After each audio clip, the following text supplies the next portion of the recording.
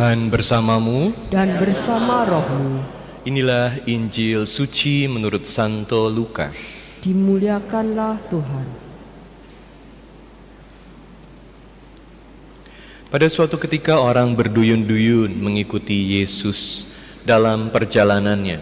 Sambil berpaling, Yesus berkata kepada mereka, "Jika seorang datang kepadaku dan ia tidak membenci bapanya, ibunya, istrinya, anak-anaknya, saudara-saudaranya laki-laki atau perempuan, bahkan nyawanya sendiri, ia tidak dapat menjadi muridku.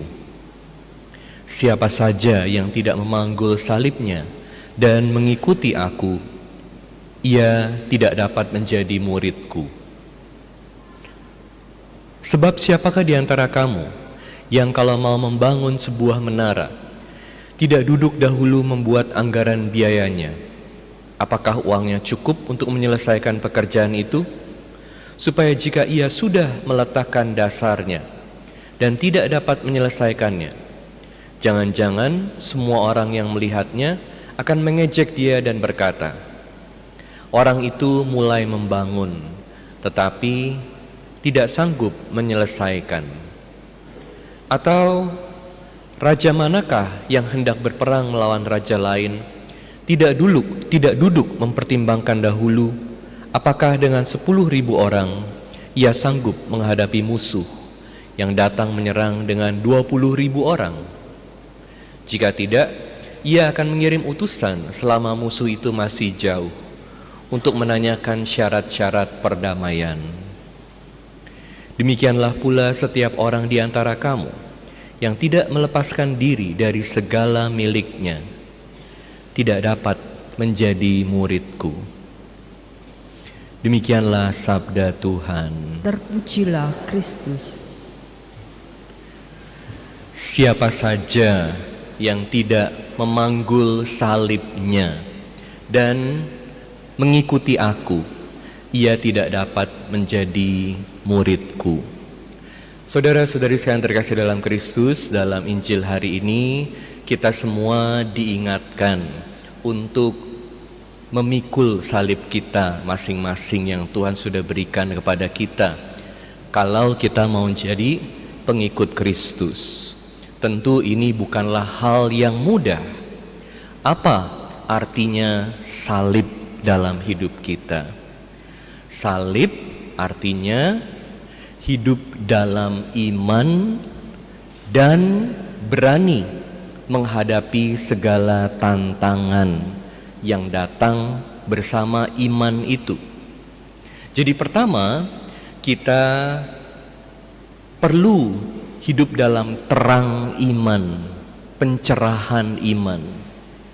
Kedua, kita perlu hidup dengan prinsip iman. Ketiga, bertumbuh di dalam iman, pencerahan iman, hidup dalam iman, bertumbuh dalam iman, supaya kita bisa memikul salib Kristus. Apa artinya pencerahan iman? Tentu ketika kita mulai peziarahan dengan salib ini, seperti Kristus dalam bacaan Injil ini dikatakan dalam perjalanannya menuju kemana? Ke Yerusalem. Yerusalem ada apa? Yesus akan disalibkan. Jadi ini adalah perjalanan untuk pemenuhan kemuliaan Yesus, panggilan Yesus untuk disalib.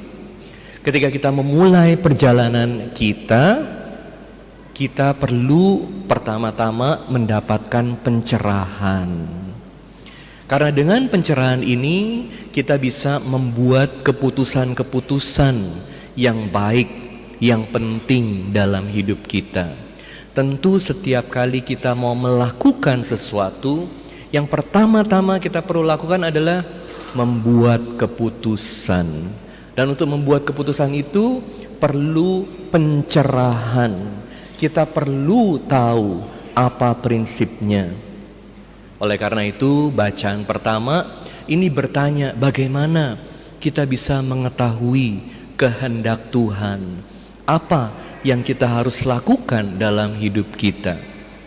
Kalau kita mau menjadi murid Kristus, hal pertama yang kita perlu lakukan adalah perlu terus-menerus mencari kehendak Tuhan.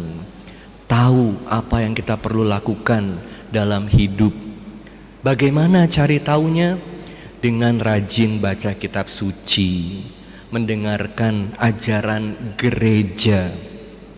Dan tentu mendengarkan ajaran gereja ini bukan hal yang mudah. Jadi dengan mendengarkan ajaran gereja, kita hidup dengan terang salib. Hidup dengan terang salib. Anda sekalian seringkali kan mau tahu kan, apa yang saya harus lakukan dalam hidup saya? Apa kehendak Tuhan dalam hidup saya?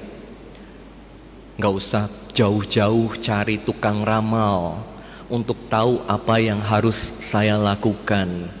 Cari kitab suci, dibaca pelan-pelan hari demi hari, supaya bisa mendengarkan apa yang Tuhan mau dalam hidup kita untuk kita lakukan. Hidup dalam terang salib. Dan tentu ketika kita ini hidup dalam terang salib, ini artinya kita hari demi hari bertumbuh menjadi pribadi yang bijak, yang bisa membuat keputusan-keputusan yang baik dalam hidup kita. Apa pilihannya? Kalau pilihannya itu marah atau tidak marah, melampiaskan kemarahan, pilih yang mana? Kalau pilihannya itu antara dendam atau mengampuni, pilih yang mana? Kalau pilihannya antara kesombongan, menunjukkan diri dengan segala kehebatannya, atau melayani dengan kerendahan hati, pilih yang mana? Kalau pilihannya adalah antara males-malesan di rumah atau pergi ke gereja saat hari Minggu, pilih yang mana? Kalau pilihannya itu antara makan enak atau menyumbang orang miskin, pilih yang mana? Tentu kalau hidup dengan terang salib, kita tahu mana yang kita harus pilih. Dan tentu tahu saja tidak cukup. Maka ada yang kedua. Apa yang kedua? Hidup dengan salib tersebut. Kalau hidup dengan salib ini artinya berbagai prinsip yang kita sudah pelajari, yang kita sudah tahu dari terang Injil, kita perlu laksanakan dengan komitmen, dilatih hari demi hari. Tahu aja gak cukup, ingin aja gak cukup, harus latihan. Apa yang kita sudah putuskan, kita kerjakan. Gak cukup hanya dengar sabda Tuhan dari hari Senin sampai hari Sabtu. Itu kita kerja, cari uang, tapi lakukan banyak hal gak bener. Hari Minggu ke gereja, dengerin khotbah Romo, dengerin Injil, bertobat. Tapi hari Senin balik lagi cari uang, pakai cara macam-macam yang tidak baik, merugikan orang lain. Hari Minggu dengar khotbah Romo, terinspirasi untuk bisa memaafkan, untuk bisa mengasihi. Itu hari Minggu. Tapi hari Senin sampai Sabtu kerjanya marah-marah terus, kerjanya dendam, kerjanya ngegosipin orang lain. Bagaimana bisa hidup dengan prinsip terang Injil? Dan tentu kalau kita hidup dengan terang Injil secara konsekuen, pegang prinsip ini, buat keputusan dan melakukannya, seringkali ada banyak tantangan.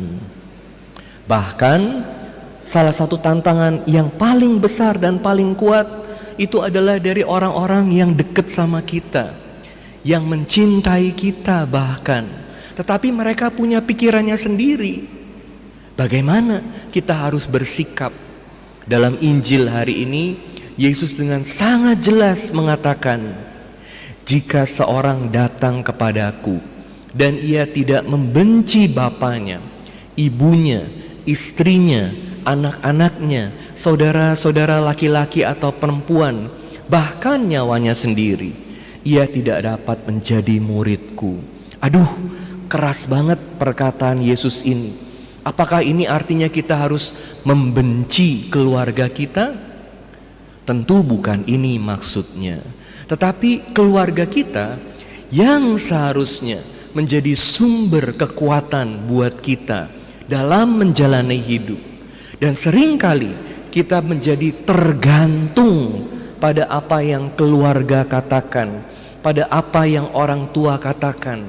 Tetapi kalau satu hari kita harus memilih antara mengikuti Yesus, mengikuti perkataan Injil, atau mengikuti apa kata keluarga, pilih yang mana? Harus buat keputusan kan? Gimana kalau keluarga katakan itu adalah musuh bebuyutan keluarga kita, dari opa kamu sampai papa kamu, mereka itu selalu buat kejahatan sama kita. Kamu harus membenci mereka. Kamu tidak boleh bicara sama mereka. Ketemu aja enggak boleh. Padahal Injil katakan kita harus mengerti, harus mencintai, harus memaafkan. Pilih yang mana? Kalau orang tua bilang kita hari ini harus reuni keluarga, sepanjang hari kita mau seneng-seneng kumpul keluarga, padahal kita harus ke gereja menunaikan ibadah kita. Bagaimana? Pilih yang mana? Bisa jadi orang tua diingetin sama anak-anaknya, ayo pak kita ke gereja dulu sebelum acara yang lain. Ayo ma kita dengerin sabda Tuhan dulu sebelum yang lain-lain. Ada saat dimana keluarga bahkan menjadi tantangan terbesar buat kita untuk mengikuti Tuhan. Bagaimana saat kita melihat orang tua kita, saudara-saudari kita hidup dalam dosa? Berani tegur gak? Katanya kalau tegur orang tua enggak hormat. Tapi kita lihat bagaimana mereka hidup dalam dosa, bagaimana mereka ngomongin orang lain dengan sangat jelek, bagaimana mereka hidup dengan penuh kebencian. Mana yang perlu dipegang? Sabda Tuhan atau sekedar menyenangkan orang tua aja? Kadang kita juga harus keras, harus tegas mengikuti sabda Tuhan.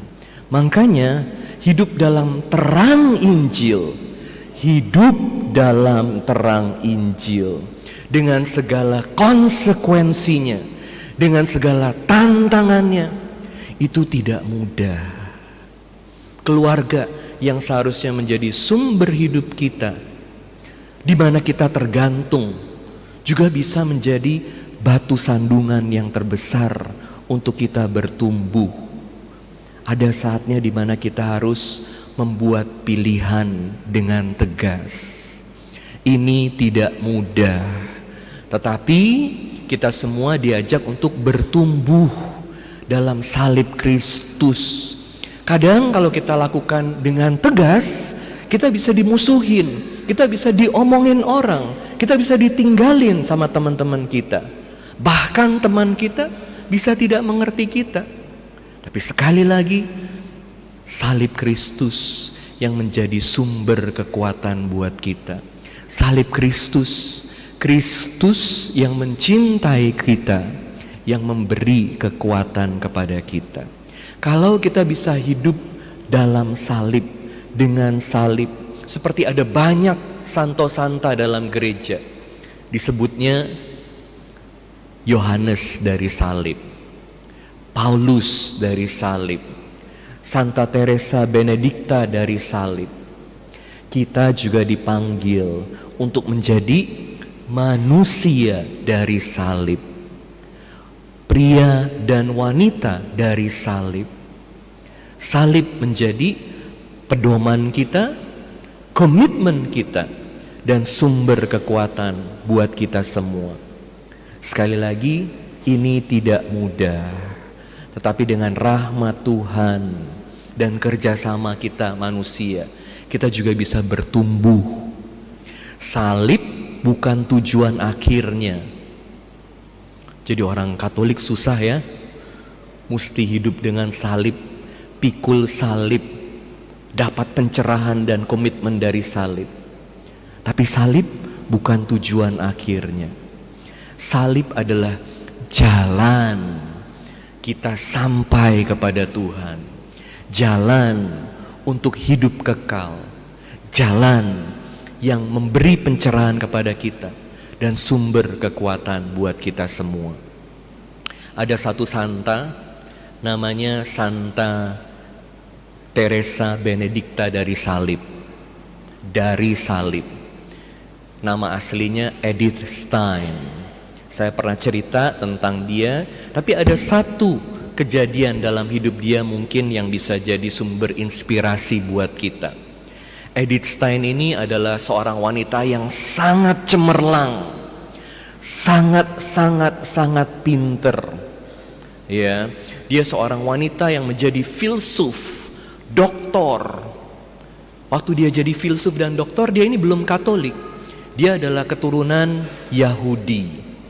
Tapi karena pinternya, dia bahkan diangkat menjadi asisten dari satu profesor besar di Eropa. Wah, luar biasa wanita ini. Wanita ini dibesarkan dalam agama Yahudi. Mamanya punya agama Yahudi. Tapi dia selalu mencari kebenaran. Hidup buat apa? Hidup harus diisi bagaimana? Anda tahu dia berakhir di mana? Dia berakhir dengan menjadi pengikut Kristus. Dia terpukau dengan salib Kristus. Terang Kristus yang menerangi pikirannya. Akhirnya dia putuskan untuk menjadi Katolik. Tentu keputusan ini ditentang oleh mamanya. Mamanya sangat sayang sama Edith Stein. Tapi ternyata gak berhenti di situ. Edith Stein bahkan memutuskan untuk menjadi seorang suster. Susternya suster pertapa lagi. Anda tahu ya, kalau suster pertapa itu dikurung, kerjanya doa terus. Jadi gak boleh ketemu sama banyak orang. Anda bisa bayangkan bagaimana kekecewaan mamanya, kemarahan mamanya. Anak yang paling kecil, yang paling dia sayang, memutuskan untuk menjadi seorang suster. Suster pertapa Karmelit. Banyak teman-teman dia yang marah sama dia. Kenapa kamu kok tinggalin mama kamu? Mama kamu umurnya udah 80 tahun lebih. Kenapa kamu tinggalin? Kenapa kamu tidak jaga mama kamu? Tapi Edith Stein memilih untuk mengikuti terang Tuhan. Bukan karena dia tidak sayang sama mamanya, tapi karena ada prioritas yang lebih penting yang dia harus ikuti, yang dia harus jalani. Dia harus buat keputusan yang tidak mudah, tapi dia harus kuatkan hatinya, mohon bantuan dari Tuhan. Akhirnya dia masuk biara. Mamanya sangat kecewa. 2 tahun kemudian mamanya meninggal karena kanker. Tapi Edith Stein tidak pernah menyesal. Dia percaya Tuhan akan jaga mamanya, dan terutama karena dia sudah memilih untuk mengikuti Tuhan. Seringkali ini adalah pilihan yang sulit dalam hidup. Jadi orang Katolik yang pegang prinsip salib, terang salib, gak gampang. Tapi dengan bantuan Tuhan kita bisa. Rahmat Tuhan memampukan kita. Jadi bagaimana? Yesus sekali lagi mengatakan, siapa saja yang tidak memanggul salibnya dan mengikuti aku tidak dapat menjadi muridku. Mau panggul salib, berani pikul salib dengan rahmat Tuhan. Amin.